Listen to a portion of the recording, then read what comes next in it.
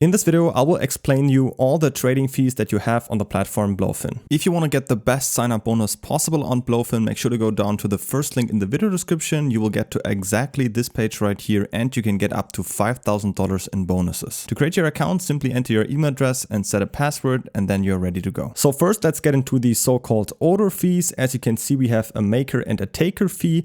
The maker fee you always have to pay when using a market order, and for BloFin it sits at 0.02%. So maker means that you are using a limit order. So if you use right here a limit order, as you know, you can set a certain price at which you want your position to be opened, and only if the price goes down and reaches that price, then you will open your position.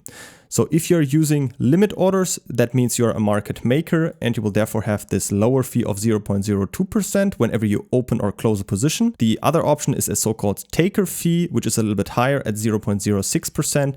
And the taker fee you will always pay when you're using a market order. So if you choose market in here, as you know, you cannot set a price, but instead the market order is always executed immediately at the current market price. And therefore the fee for that is a little bit higher at 0.06%. I also compared these fees with many other exchanges, and I can definitely tell you that it's pretty much the average. So as well for the maker with 0.02 and the taker with 0.06% is pretty much the average compared to all the other exchanges. To give you a little example calculation, let's say we open a $10,000 position size, you would need to pay this percentages on this trade size. So $10,000 position size would mean a $2 fee if you're using a limit order with the maker fee, or $6 with the taker fee when you're using a market order. So these are the two fees.